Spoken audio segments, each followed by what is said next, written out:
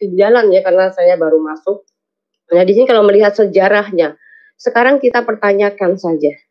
Sebenarnya teman-teman Muslim kita ini berpegang kepada kitab apa, ya kan? Kalau kepada kitabnya tadi sudah diutarakan di surat Al-Baqarah ayat 41 ya, bahwa Allahnya telah memilih atau melebihkan bangsa Bani Israel ini menjadi mempunyai kelebihan di atas segala umat. Ini seharusnya teman-teman Muslim bisa memahami ini. Kalau seandainya Allahnya benar, kenapa ini dipungkiri? Nah, kalau seandainya Allah ini maha tahu, seharusnya tahu dong porsi Israel yang dilebihkan ini menjadi umat yang di atas segala umat. Seharusnya bahwa Allah ini bisa mengetahui tentang apa yang akan terjadi gitu. Tetapi yang kita lihat ya, teman-teman Muslim kita nggak bisa melihat dari kitabnya sendiri, nggak bisa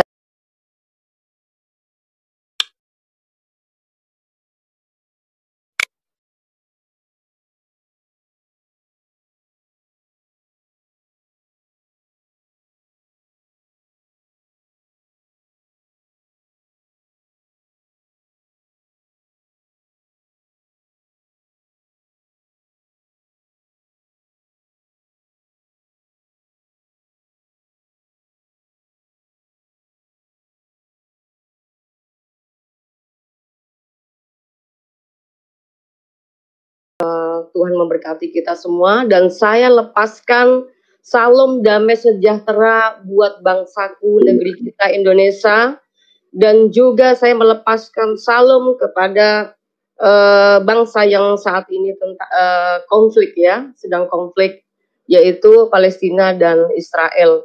Sebenarnya dari kemarin saya ingin membahas ini dan banyak sekali hati saya ini berkecamuk, bergejolak, bergelora ingin menyampaikan sesuatu yang memang ini apa sih begitu ya.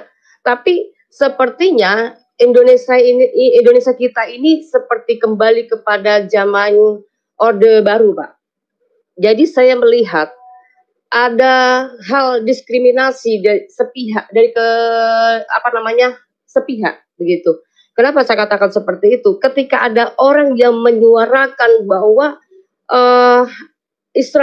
bahwa Palestina tidak benar dan lain sebagainya, akhirnya orang tersebut mengalami hukuman, gitu ya.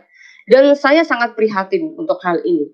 Padahal kalau dikatakan bahwa Indonesia sebenarnya tidak ada urusan dengan masalah Palestina vs Israel ini ya, tetapi ini memang harus kita suarakan supaya Indonesia memang harus cerdas. Ayo saya pesan kepada teman-teman kita, terutama pemimpin bangsa kita, jangan kita ada keterpihakan kalau memang membutuhkan keadilan. Maksud saya seperti itu. Jadi artinya kalau kita ingin mendamaikan sesuatu bangsa yang sedang konflik, itu seharusnya tidak ada keterpihakan. Nah ini kalau saya melihat ada ultimatum yang mengatakan bahwa saya mengutuk serangan Israel. Nah ini sudah ada keterpihakan menurut saya ya. Lalu yang kedua, dari bangsa Indonesia sendiri juga mengutus para tentaranya, entah itu tentara diperuntukkan untuk membantu perang atau mungkin hanya mengamankan orang-orang Palestina. Saya tidak tahu. Intinya di sini ada keterpihakan dan saya tidak melihat ada usaha untuk perdamaian. Itu saya melihat itu. Ya. Lalu ini suara dari mana ya? Oh, Pak Abraham ya. Oke, Pak. Saya ini lagi nyetir. Oh, gitu, Pak. Iya, siap. Iya, begitu. Jadi saya melihatnya di sini. Tetapi gini, saya di sini saya tidak saya mengatakan Israel yang benar, Palestina yang salah, tidak. Kedua-duanya sangat memprihatinkan buat saya. Karena gini, saya melihat, Pak, beberapa kali saya melihat pemberitaan di media dimanapun berada, saya melihat Palestina ini tidak sepadan untuk menghadapi Israel sebenarnya. Nah, yang jadi pertanyaan adalah ini sebenarnya perang ini mengatasnamakan Israel atau memang mengatasnamakan Palestina atau tujuan kelompok tertentu, itu yang saya pertanyakan. Karena saya melihat di sini sama sekali tidak ada tidak ada kesetaraan Israel ini menyerang Palestina. Nah, di sini saya melihat ada kelompok-kelompok tertentu yang justru bersembunyi di bawah, bersembunyi di balik sipil Palestina maksud saya. Nah, ini saya rasa ini tidak fair, ya, karena selama ini dia berusaha untuk mengotak-ngatik Israel, ya, dengan cara piciknya menurut saya. Mohon maaf saya katakan dengan cara piciknya. Karena apa? Saya lihat, ya, saya jujur aja ya, sekarang yang ngomong yang nggak mesti Hamas lah ya, saya katakan Hamas. Hamas ini bisa dikenal dunia bahwa kelompok ini sangat sulit diketahui cara geraknya. Karena apa? Mereka ini bersembunyi di balik sipil. Mereka berbau sipil tetapi menggunakan strategi liciknya. Kita bisa lihat ya di media-media, di pemberitaan bahwa mereka menggunakan cara-cara curang. Sekarang orang Indonesia dan orang manapun berada menganggap bahwa Israel kejam. Anak-anak itu disiksa dan orang-orang sipil mengalami luka-luka, katanya gitu. Kalau Israel kejam, seharusnya anak-anak itu nggak berani dong mendekati tentara Israel. Tetapi yang saya lihat di sini, orang-orang Palestina, sipil-sipilnya itu terlalu berani. Nah, ini saya rasa berarti yang diasumsikan rakyat kita, terutama di Indonesia ini, ya, itu salah kaprah. Karena saya melihat mereka menyerang Israel itu pakai daster, ya, anak-anak, terus pakai kakek yang disodorkan untuk melawan bangsa Israel. Nah, tetapi di belakangnya mereka sengaja untuk gimana caranya nyeruduk Israel dengan cara-cara liciknya. Ini sangat tidak fair. Nah, itu sebabnya kita bangsa Indonesia cerdiklah, ya.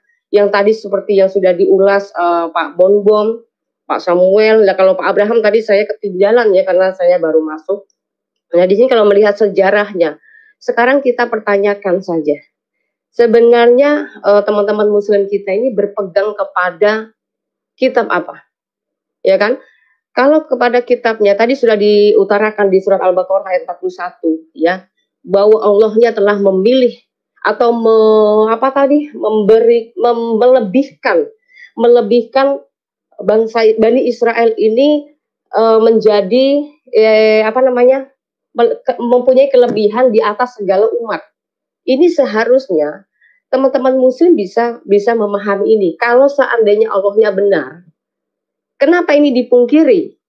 Nah, kalau seandainya Allah ini maha tahu, seharusnya tahu dong porsi Israel yang dilebihkan ini menjadi umat yang di atas segala umat. Seharusnya bahwa Allah ini bisa mengetahui tentang apa yang akan terjadi gitu. Tetapi yang kita lihat ya, teman-teman muslim kita nggak bisa melihat dari kitabnya sendiri, nggak bisa lihat dari sejarah. Contoh saja Musa, ya, yang dimana telah dipercayakan sama Tuhan untuk membawa bangsa Israel dari perbudakan di Mesir. Nah, di situ jelas ada tokoh mana yang harus dibela, Fir'aun atau Musa. Lalu ada lagi tentang sejarah Goliat atau yang di dalam Quran itu namanya Jalut, kalau salah Jalut ya, itu melawan Daud. Nah, siapa di situ di antara kedua itu yang dibela? Seharusnya di situ, karena memang bangsa Israel dengan bangsa-bangsa sekelilingnya itu udah dari awal sejak mulai itu memang selalu mengalami perseteruan dengan bangsa Israel, bangsa pilihan, bangsa yang diberikan kelebihan ini tadi, gitu loh. Karena bangsa pilihan, bangsa terang, ya, bangsa yang memiliki kelebihan di atas segala umat, itu banyak orang yang iri. Itu sebabnya tidak heran bahwa sekeliling Israel itu berusaha untuk menyerang bangsa Israel dengan cara-cara mereka. Ya, kita bisa lihat seharusnya ya teman-teman kita orang Indonesia. Kenapa bangsa Israel dari sekian puluh abad ya, itu diserang dari berbagai macam bangsa, tetapi tidak bisa dikalahkan. Nah, ini artinya memang Tuhan yang berbicara kepada Musa, yang berbicara kepada Abraham, Ishak dan Yakub, dan yang berbicara kepada Daud. Ini tetap berlaku sampai sekarang. Jadi jangan coba-coba kita mudah mulutnya menyerukan kutuk kepada bangsa Israel. Karena apa? Di situ sudah tertulis, barang siapa yang mengutuk Israel, dia akan terkutuk. Barang siapa memberkati Israel, dia akan diberkati. Seharusnya seperti itu, gitu ya. Nah, ini yang tadi seperti diulas ya. Siapa namanya nih, Anies Baswedan, sibuk bikin provokator bahwa kita harus membela Palestina, tetapi melupakan tugas yang kita katakan itu gagal, mengurus bukan Indonesia, itu terlalu besar ya, mengurus Jakarta saja gagal.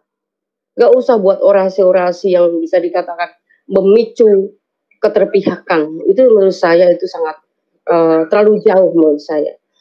Itu sebabnya ya teman-teman kita, ayo cerdas, pikirkan bangsa Indonesia ini bagaimana caranya maju, dan kita tidak mabuk agama dan tidak mudah terprovokasi dan mengurusi bangsa lain dengan mengatasnamakan agama.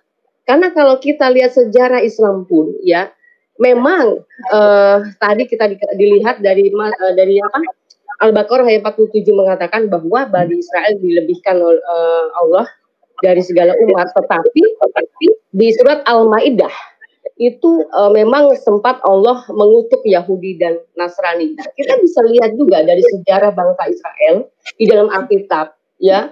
Memang bangsa Israel, kan ada yang bertanya sama saya nih Pak ya, Fatimah katanya, Bani Israel pernah nggak durhaka sama Tuhan katanya. Oh pernah, bahkan sering, saya bilang gitu kan.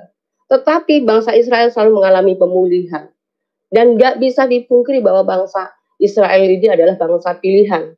Mau jungkir balik, mau jatuh, mau durhaka, tetap dipelihara lagi. Ya, kedurhakaannya sudah diberikan hukuman. Contoh sudah dibuang di perbudakan di bangsa Mesir, itu sudah salah satu hukuman. Jadi bangsa Israel sudah mengalami seperti itu. Nah, saya melihat